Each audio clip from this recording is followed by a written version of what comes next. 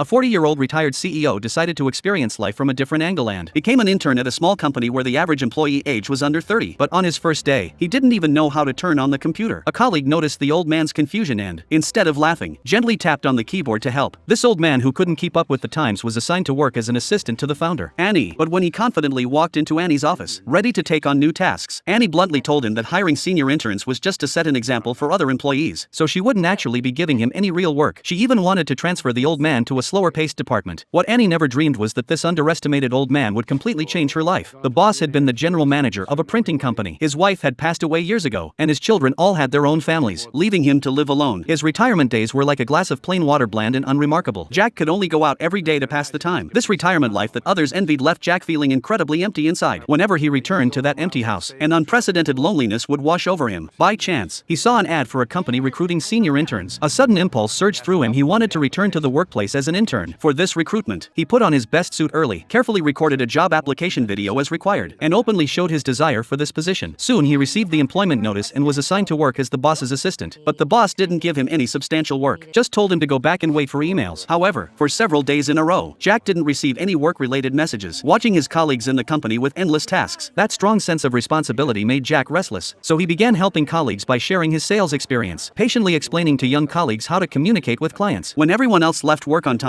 he still stayed at the company waiting for Annie. Though he hadn't received any substantial work, he wasn't discouraged at all, instead greeting each new day with full energy. Whenever someone in the company needed help, Jack would extend his hand without hesitation. Watching Jack's busy figure every day, Annie realized his passion for work. Finally, one day, Jack's inbox received its first work email. It turned out the secretary needed him to get a sample jacket from Annie. But at that moment, Annie was in a heated discussion with her partner. Due to the company's rapid growth, the partner had decided to hire a new CEO to share the workload. For Annie, this meant essentially handing over the company she had built with her own hands. But she had to admit that the company's rapid expansion made this necessary. She was even feeling overwhelmed. She could only reluctantly accept this reality. When Jack pushed open the door and walked into the conference room, he keenly sensed the oppressive atmosphere, but he didn't say anything, just took the jacket and immediately turned to leave. The secretary curiously asked him what had happened inside, but the boss deliberately avoided the topic. Having spent many years in the workplace, he understood the principles of dealing with people. There were some things he couldn't casually touch upon. After work, Jack was packing up to leave when he inadvertently looked up and saw Annie crying in the conference room. Beneath Annie's seemingly strong exterior was actually an incredibly fragile heart, so he decided to help Annie with whatever he could. The company had a desk piled with clutter that had become increasingly messy. Due to lack of management, this had always been one of Annie's biggest headaches. However, when Annie came to the company the next day, that desk had been wiped spotless, and the clutter had been organized neatly. From her colleagues, she learned that this was the result of intern Jack coming in at 7 a.m. to clean. For this, the boss earned enthusiastic applause from his colleagues. According to the company's benefits system, the boss also earned a massage reward. The masseuse was a woman around his age named Ophi. What he didn't expect was that he would soon welcome a second harvest of both love and career in his life.